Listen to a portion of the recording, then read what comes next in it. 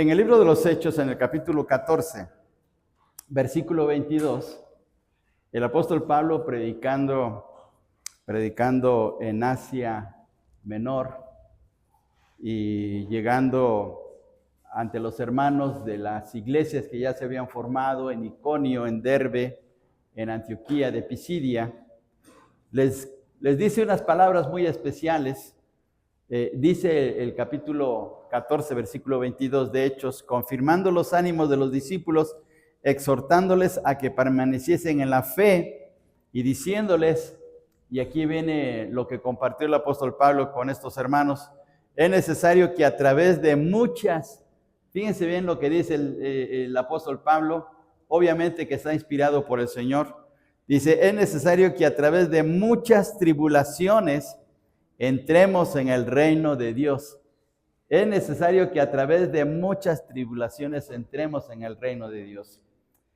Y la idea y el pensamiento y a veces hasta las enseñanzas o predicaciones de que el cristiano al recibir al Señor Jesús resuelve todos sus problemas, debemos de tener cuidado ante eso. No siempre se resuelven todos nuestros problemas. No siempre Dios nos ayuda a poder salir victoriosos ante las situaciones que tenemos. A veces sí, en la soberanía, en la sabiduría de Dios ocurre eso, pero no siempre. A veces las situaciones se terminan mal. ¿Por qué el apóstol Pablo terminó su vida, su ministerio decapitado? ¿Por qué Pedro terminó crucificado boca abajo? ¿Por qué Isaías terminó su ministerio aserrado?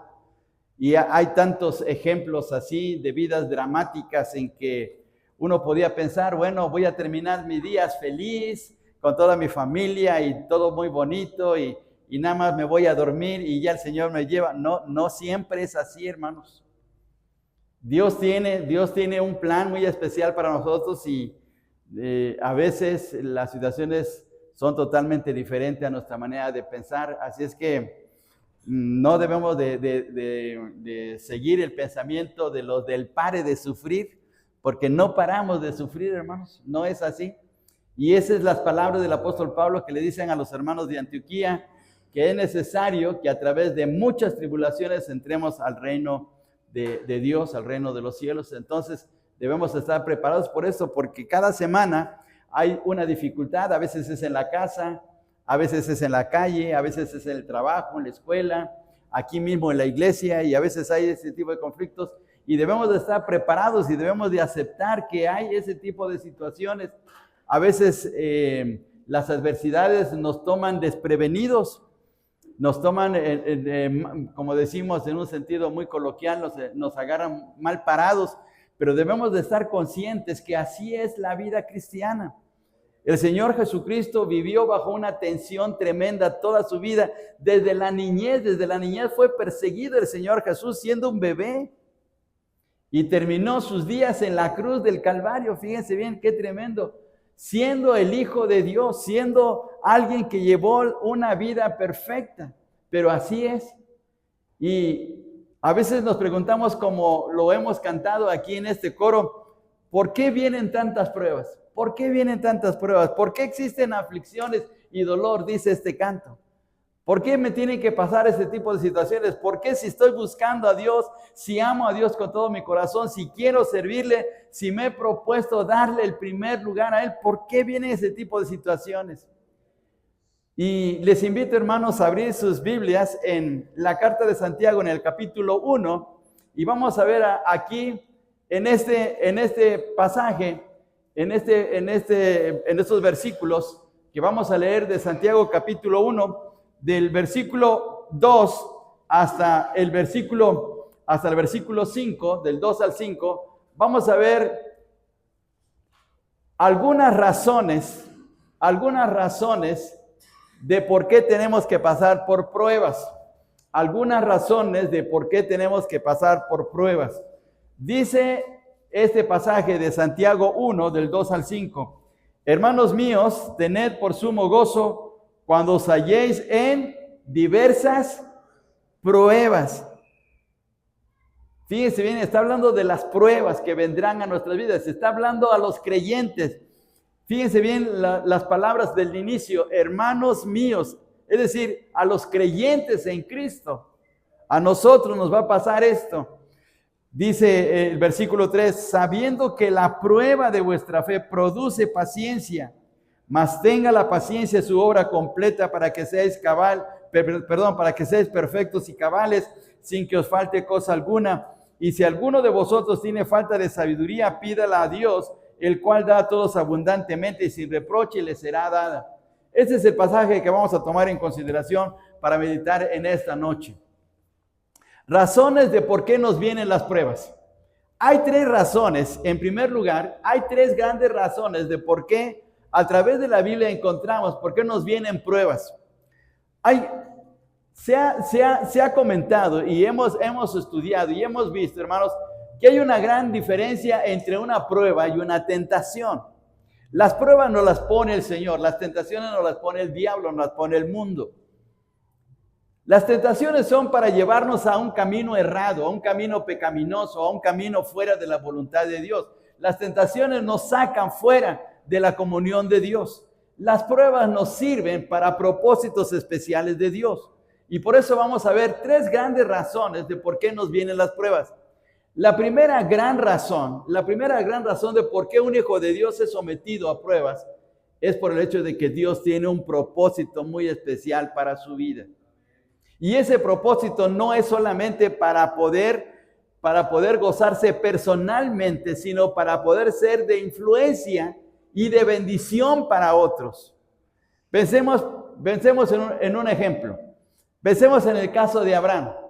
En el capítulo 11 y 12 de Génesis, la parte final del capítulo 11, encontramos que Dios llama a Abraham. Y en el capítulo 12 le dice, sal de tu tierra, sal de tu parentela y ve a la tierra que yo te mostraré. ¿Cómo salir de su tierra? Imagínense, hermanos, imagínense que Dios nos dijera, sal de tu casa, sal de donde estás viviendo y vete a la tierra que yo te voy a mostrar. ¿Le dijo Dios dónde iba a mostrarle? Todavía no. Después se encaminó hacia la tierra de Canaán, sí, hasta donde el Señor le mostró que debería ir, pero al principio no le dijo dónde. Y, hermanos, ¿qué pensaría Sara cuando Abraham le dijo, Sara, empaca tus cosas porque nos vamos? ¿Qué creen que le dijo Sara? Pues, dime, ¿dónde vamos? ¿Vamos a Acapulco? ¿O vamos a Cancún? ¿O a dónde vamos? Dime, porque normalmente eso es lo que siempre decimos, ¿no? O preguntamos, ¿a dónde vamos a ir? Pero Dios le dijo a Abraham, sal de tu tierra y de tu parentela a la tierra donde yo te voy a mostrar. Pero no sabía en ese momento. Y dice Hebreos capítulo 11, que es el capítulo de los campeones de la fe, que Abraham salió sin saber a dónde iba. Por la fe fue sin saber a dónde iba. Y miren qué difícil es esa situación. Qué prueba para Abraham en ese sentido de salir de su casa, abandonar a su familia, abandonar su trabajo, abandonar su casa, su campo, para irse a un lugar incierto. No sabía qué iba a ocurrir, pero Dios tenía un propósito especial. Ahora veamos lo que dice Génesis capítulo 12, versículos del 1 al 3. Vamos hasta Génesis capítulo 12, versículos del 1 al 3 de este capítulo 12, por favor. Veamos lo que dice este texto. Dice de la siguiente manera, pero Jehová había dicho a Abraham, vete de tu tierra y de tu parentela y de la casa de tu padre a la tierra que yo te mostraré. Y haré de ti una nación grande y te bendeciré y engrandeceré tu nombre. Y miren, hermanos, y serás ¿qué cosa? Y serás bendición. Bendeciré a los que te bendijeren y a los que te maldijeren maldeciré. Y serán benditas en ti todas las familias de la tierra. Miren que no solamente era algo personal, no solamente era para él, sino era para otros también, para las naciones. Pero Dios tenía un propósito especial para Abraham. En el momento en que Dios está hablando a Abraham, él él de seguro en su mente tiene una interrogación muy grande. Él no sabe a dónde ir. Simplemente va a seguir la dirección de Dios, va a seguir la voz de Dios, pero no sabe a dónde ir. Nosotros lo vemos de una manera aquí muy tranquilamente, porque ya sabemos la historia, porque ya conocemos cómo fue la vida de Abraham, pero para él en ese momento, en ese instante, no sabía acerca de lo que iba a suceder con su destino, con su propósito. Pero Dios lo iba a dirigir y Dios iba a estar con él como lo está haciendo con nosotros. ¿Sabemos lo que va a pasar el año que viene? ¿Sabemos lo que va a ocurrir el año que viene, hermanos? ¿Sabemos lo que Dios va a hacer en nuestra vida? No lo sabemos, estamos en la misma situación. Y de seguro que Dios quiere hacer cosas grandes también en nuestras vidas, porque somos sus hijos, porque fuimos escogidos por Él, porque tenemos un propósito especial de parte de Dios en nuestros corazones. Pero no lo sabemos. Simplemente tenemos que aceptar lo que Dios nos va dirigiendo día tras día. Y si vienen pruebas, si vienen adversidades, es porque Dios tiene algo especial que mostrarnos.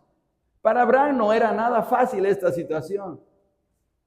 Pero Dios tenía en mente hacer algo grande en su vida y se lo dice. Serás bendición y serán benditas de ti todas las familias de la tierra.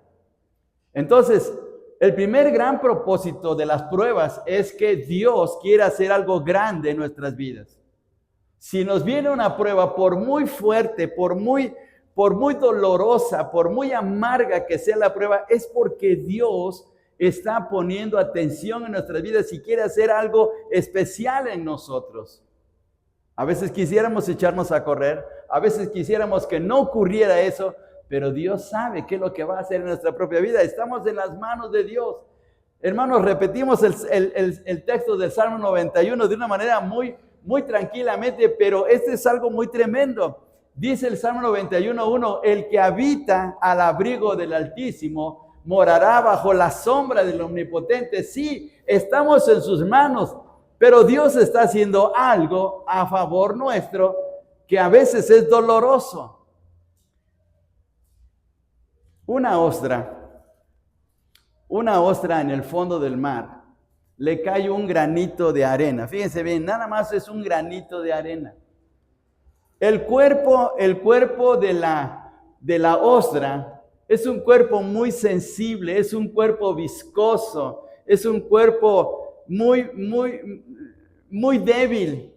Le cae un granito de arena y le molesta. ¿Qué pasa cuando nos cae una piedrita en el zapato, hermanos? ¿Nos molesta? ¿Podemos caminar bien? No, nos está molestando hasta que no la quitemos, caminamos correctamente. Ahora imagínense una piedrita, un granito de arena en el cuerpo de ese molusco y le está hiriendo, le está afectando. ¿Saben qué es lo que hace la ostra?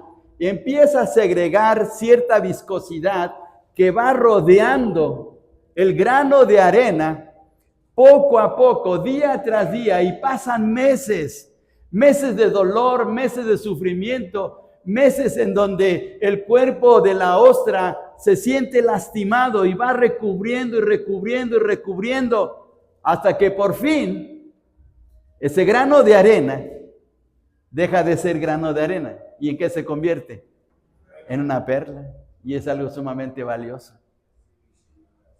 Pero sufrió la ostra, sufrió ese pobre animalito a través de muchos días hasta que por fin se creó algo precioso. Lo mismo ocurre en nuestras vidas. Dios está haciendo cosas grandiosas en nuestro corazón, en nuestra vida, y a veces es doloroso. No quisiéramos pasar por ese tipo de situaciones. A veces nos cae una enfermedad, a veces nos cae un problema fuerte en la familia, a veces es una situación espiritual donde no encontramos la respuesta de Dios para nuestra vida.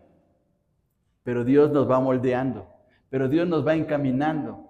Dios va realizando poco a poco su propósito, su plan en nuestras vidas, hasta que por fin se cristaliza, se hace realidad, y mirando hacia atrás decimos, ¿cómo no me imaginé o cómo no pude ver esto que Dios estaba haciendo en mi vida?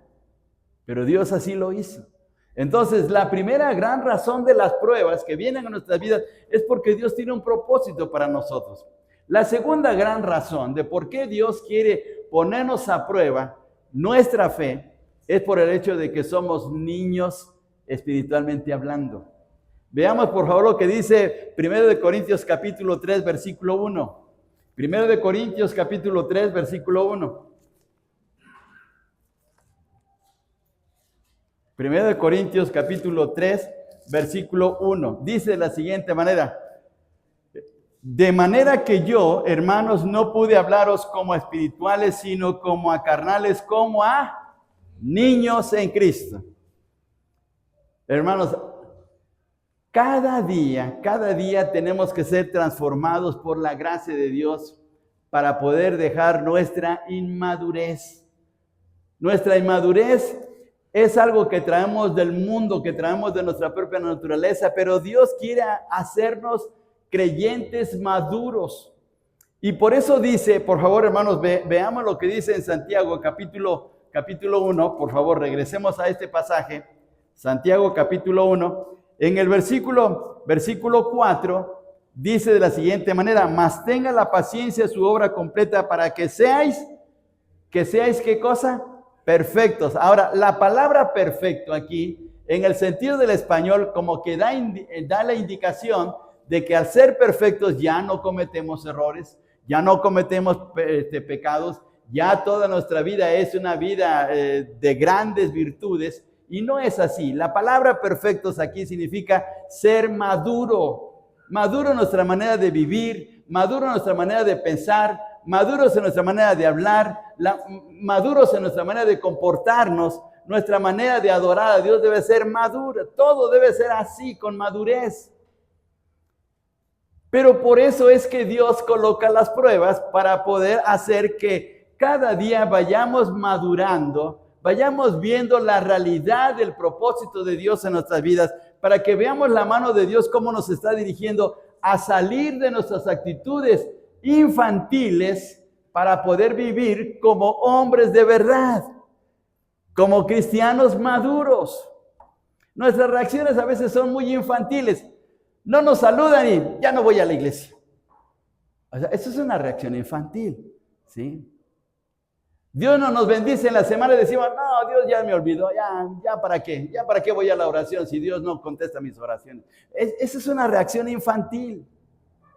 O hablan de nosotros a nuestra espalda y reaccionamos negativamente. Ay, nada más que me los encuentre y van a ver quién soy. Eso es una reacción infantil. No estamos reaccionando como verdaderos hijos de Dios. Entonces, ¿qué es lo que hace el Señor? Nos pone pruebas, nos pone una prueba con la finalidad de que podamos reaccionar correctamente y poder vivir conforme a la voluntad del Señor, ¿sí? El Señor a través de la prueba nos humilla, nos quebranta, hace que nos despojemos de nuestro viejo hombre para que podamos reflejar la vida de Cristo, ¿sí? ¿Usted se come un aguacate con todo y cáscara? No, ¿verdad? Usted tiene que quitarle la cáscara. ¿Dónde está lo nutritivo del aguacate? Pues adentro, ¿verdad? En la pulpa, en la carnosidad que tiene adentro, ¿sí? Pues, ¿qué es lo que hace el Señor? Quita lo negativo, quita el viejo hombre, lo quebranta, lo deshace. ¿Y cómo lo deshace? A través de pruebas, para que surja lo que realmente es. Lo que la vida nueva en Cristo está actuando en nuestro propio corazón, se refleje. Porque las actitudes negativas que tenemos, esos son un estorbo para la obra de Dios. Miren lo que sucedía en la iglesia de Corinto. Versículo 2, por favor. Versículo 2 del capítulo 3 de 1 Corintios. Os di a beber leche y no vianda, porque aún no erais capaces ni sois capaces todavía. Porque, otra vez, versículo 3. Porque aún sois carnales, pues habiendo entre vosotros celos, contiendas y disensiones, no sois carnales y andáis como hombres. ¿En dónde estaba lo infantil de ellos? En que se enojaban, en que peleaban, en que se dejaban de hablar, y entonces eso era correcto. Si un hermano me saluda, no me saluda, ¿voy a dejarle de hablar, hermanos? ¿Debemos de hacer eso? No, porque entonces estamos reflejando nuestra actitud negativa e infantil. Y es lo que estaba pasando aquí. Dice Pablo en el versículo 3 que tenían celos. Ay, ¿por qué a este hermano sí le dieron un mejor puesto que a mí en la iglesia? ¿Y por qué él sí lo toman en cuenta? ¿Y por qué a mí no? Y yo soy más antiguo que él y no me toman en cuenta. Esas reacciones de celos son infantiles. Tenemos que dejar eso. Tenemos que madurar. Y por eso es que Dios entonces nos pone una prueba, ya sea nos pone una enfermedad, nos pone un problema en la familia, nos pone una situación crítica en el trabajo o dentro de la iglesia, para que aprendamos a poder reaccionar en forma madura. Para eso vienen las pruebas. Esa es la segunda gran razón. Fíjense bien, hermanos, que cómo Dios va actuando en nuestras vidas para precisamente vivir de la manera que a Él le agrade. Ahora, el Señor Jesús fue sometido a grandes pruebas, a grandes luchas, y Él era el Hijo de Dios. En la vida de Él todo era perfección. Él sí era perfecto. Sin embargo, tuvo que ser sometido a pruebas y luchas y a críticas de una manera tremenda. Hasta deseaban matarlo. Un día lo llevaron a un despeñadero para poder tirarlo. Claro, no lo lograron. Pero el Señor fue sometido así. Y Dios nos permite tener pruebas precisamente para que podamos despojarnos de nuestras actitudes que son infantiles y vivir de la manera correcta. El tercer gran propósito de por qué Dios nos pone una prueba es para que se demuestre que tenemos una fe genuina. Fijémonos, por favor, regresemos otra vez a Santiago. Regresemos otra vez a Santiago, al capítulo 1. Fijémonos lo que dice el apóstol Santiago. Versículos 1 y 2. No, 2 y 3, perdón. 2 y 3. Hermanos míos, tened por sumo gozo cuando os halléis en diversas pruebas, sabiendo que la prueba de vuestra fe produce paciencia. La prueba de vuestra fe. ¿Qué clase de fe tenemos? ¿Es una fe genuina o es una fe falsa? ¿Es una fe moldeada a nuestros sentimientos, a nuestros propios propósitos, a lo que queremos? ¿O es una fe genuina basada en la voluntad de Dios, basado en el propósito que Dios tiene para nuestras vidas? Nuestra fe tiene que ser probada.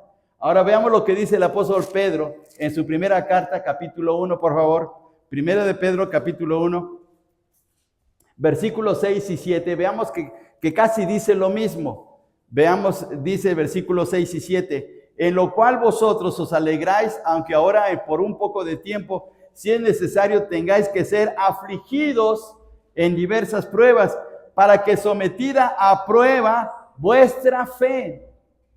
Para que sometida a prueba vuestra fe. ¿Qué es lo que está haciendo el Señor? Está mostrando si realmente nuestra fe es una fe genuina, es una fe vencedora, es una fe basada en el poder de la palabra de Dios y en la dirección del Espíritu Santo, o simplemente es una fe superficial basada en los sentimientos humanos. Entonces, por eso es que Dios nos pone a prueba para ver qué clase de fe tenemos.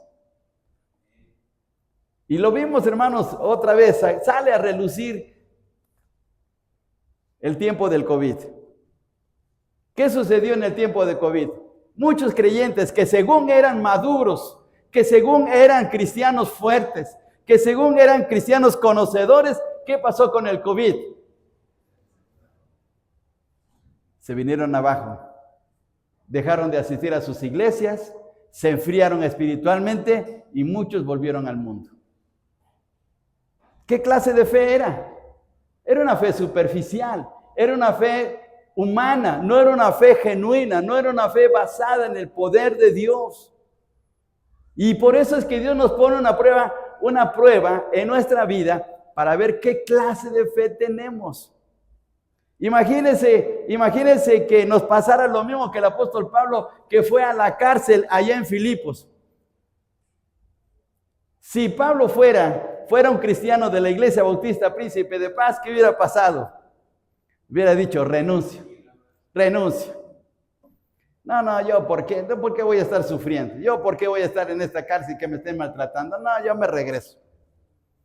Pero ¿qué estaba haciendo Pablo y Silas? Pablo y Silas, ¿qué estaban haciendo en la cárcel de Filipos? Aún siendo maltratados. Estaban alabando a Dios, estaban cantando y estaban gozosos de compartir la palabra de Dios. Que esa fe que ellos tenían impactó tanto al carcelero que esa noche el carcelero se convirtió junto con su familia. Miren, hermanos, qué tremendo. Ahora, para Pablo no era una prueba fácil. Él estaba predicando la palabra. Sin embargo, fue a la cárcel. ¡Qué prueba! Y no solamente fue a la cárcel así nada más porque sí, lo maltrataron de una manera muy dura. Pero sin embargo, la fe genuina estaba en el corazón de Pablo y de Silas. Y se demostró. Y lo mismo ocurre en nuestra vida espiritual. Dios prueba nuestra fe para ver si realmente somos de Él o no somos de Él. ¿Sí? Hay gente que dice, no, yo sí creo en Dios. No, yo sí amo a Dios. Yo sé que voy al cielo así. Pero en las primeras de cambio, se viene abajo. ¿Sí? El pastor de la iglesia de Río Blanco, donde asistía nuestra hermana Mari cuando era jovencita, nos decía constantemente, ustedes son soldados de chocolate. Ustedes son soldados de chocolate. ¿Por qué? ¿Qué pasa con el chocolate ante el fuego? Se derrite. Pues se derrite. Y el pastor nos decía, con tantito se derrite. Por eso son soldados de chocolate. ¿Sí? Entonces nuestra fe se prueba a través de situaciones difíciles, adversas. Pensemos en el caso de Job. ¡Qué prueba tan tremenda, hermanos! ¿Seríamos capaces de soportar una prueba tan dura como la de Job? Imagínense, hermanos, en un día perder 10 hijos. En menos de un mes perder todos sus bienes. Le cayó una enfermedad terrible y todavía para rematar con broche de oro, su esposa le dice, maldice a Dios y muérete. En lugar de que le dijera, mira, esposo mío, vamos a orar y vamos a confiar en Dios y vamos a pedirle que Dios te sane y te ayude. En lugar de ayudarle, más lo hundió.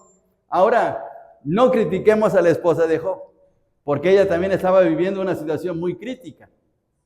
Pero imagínense la situación de Job. ¿Pero qué sucedió con eso, hermanos?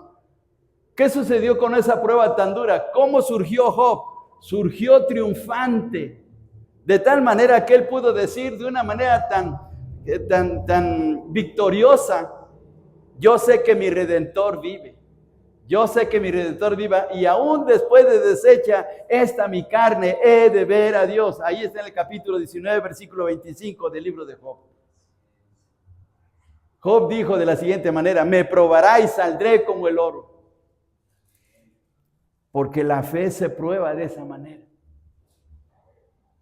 Y a veces no quisiéramos, hermanos. ¿Quién quiere tener una prueba fuerte? ¿Quién quiere pasar por un momento amargo? ¿Quién quiere pasar por un momento triste? No lo queremos seguridad. Pero Dios en su sabiduría, en su plan perfecto, está haciendo eso porque cada día está trabajando para lograr su obra maestra en nuestros corazones. Filipenses 1:6 dice que el que comenzó la buena obra, ¿qué más va a ocurrir? La perfeccionará hasta el día de Jesucristo. ¿Cómo perfecciona su obra el Señor? ¿Cómo perfecciona su fe en nosotros? A través de una prueba. Ahora veamos una cosa más. Volviendo otra vez a la carta de Santiago, capítulo 1. Veamos el versículo 3. Sabiendo que la prueba de vuestra fe produce, ¿qué cosa, hermanos? Que produce paciencia. La palabra paciencia aquí, en este texto, en la manera como lo escribe Santiago, es resistencia. Resistencia. La prueba de vuestra fe produce resistencia. Que puede venir algo muy fuerte y nos mantenemos firmes, resistentes. Que no importa la situación que venga, nos mantenemos fijos en nuestra posición de hijos de Dios y dándole lugar a Él.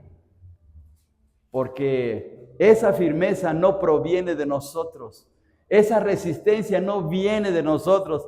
Esa resistencia proviene del Espíritu de Dios que está dentro de nosotros. Porque la paciencia es fruto del Espíritu Santo. Ahí en Gálatas capítulo 5 encontramos que el fruto del Espíritu es amor, gozo, paz, paciencia. Entonces, cuando estamos dispuestos a someternos a la voluntad del Señor, entonces, aunque la prueba sea dura, nos hace resistentes. ¿Cómo son las palmeras, hermanos? Las palmeras son resistentes. Vienen las tormentas, se doblan las pobres palmeras, se doblan. Y la tormenta está en su punto. La tormenta está rugiendo y quisiera quebrar el tronco de la palmera, pero la palmera se dobla nada más y casi las hojas tocan el suelo. Pero pasa la tormenta y otra vez, firmes ahí están. Así es nuestra vida. Así debe ser nuestras vidas, como las palmeras. Resistente ante las tormentas, que aunque la situación se ponga crítica, salimos victoriosos, no por nosotros, sino por aquel que vive dentro de nosotros, que es el Señor Jesucristo. Y miren qué bendición. Entonces, Santiago nos anima por esa situación. Entonces, hay que gozarnos. Dice el versículo 12, hermanos míos, tener por sumo gozo. Parece una contradicción, ¿cómo tener gozo cuando estoy pasando por un momento de dolor, de tristeza, de lucha? Pero lo que Santiago nos está animando es que después de que pase la prueba, después de que pases esta situación tan difícil, gózate porque Dios te ha dado la victoria, Dios te ha sacado reluciente, Dios te ha hecho resistente. Y vamos adelante. Ahora, para esto, hermanos, necesitamos sabiduría de Dios. Sabiduría de Dios. Por eso dice Santiago en el versículo 5, y si alguno tiene falta de sabiduría, pídala a Dios. Señor, ¿cómo entender tu plan? ¿Cómo entender esta adversidad? ¿Cómo entender esta prueba? ¿Qué me quieres mostrar? ¿Qué me quieres enseñar? No lo sé, pero dame de tu sabiduría. Porque esta sabiduría está relacionada con lo que Santiago está diciendo antes. Entonces tenemos que decirle, Señor, ayúdame a poder entender esto. Quiero hacer tu voluntad, pero no sé por qué me viene esta prueba tan dura. Mira, Señor, estábamos caminando bien, íbamos bien, Señor. Te estaba adorando, te estaba sirviendo, estaba dando lugar a ti. Y de momento me viene esta tormenta. No sé por qué, Señor. Pero el Señor sabe. Y tenemos que decirle, Señor, dame de tu sabiduría para entenderlo. En el canto que acabamos de entonar, dice, pero en cada circunstancia Dios me da más de su gracia y me muestra que soy más que vencedor. Así es que, hermanos, pensemos que Dios quiere hacer cosas grandes en nuestras vidas, que quiere ayudarnos a dejar nuestra vida infantil para una vida madura en su servicio, y que quiere hacer de nuestra fe una fe resistente ante las tormentas de la vida para testimonio del mundo, para glorificarle a Él y para mostrar que en Dios somos más que vencedores. Así es que tenemos que darle lugar a Él. Hermanos, ¿creen que vendrán pruebas esta semana? Posiblemente sí. Quisiéramos que no, pero posiblemente sí. Pero ¿cómo vamos a reaccionar? No, ya yo no voy a la iglesia. Ya ya, que me borren de la membresía porque yo ya no voy a asistir. Yo ya no voy al próximo año, ya no voy a seguir. Yo voy a renunciar a mi cargo. Me dieron una comisión, pero no, está bien difícil. No, con esos, en el mundo yo estaba más tranquilo. Ahora que soy cristiano tengo peores problemas. No, mejor así lo dejo. ¿Así vamos a actuar? No. Tenemos que decirle, Señor, haz tu voluntad en mí. Ayúdame a vivir conforme a tu propósito y miren, Dios hace cosas grandes. Por eso dice Santiago, hermanos míos, tened por sumo gozo cuando os halléis en diversas pruebas, porque vamos a ver cosas grandiosas, cosas tremendas, ¿sí? para la gloria de nuestro Dios. ¿Les parece bien si cantamos nuevamente el coro, perdón, la estrofa y el coro de este himno, de este canto? Vamos a ponernos en pie, hermanos, vamos a ponernos en pie y vamos a cantar esta primera estrofa y el coro del canto número 21.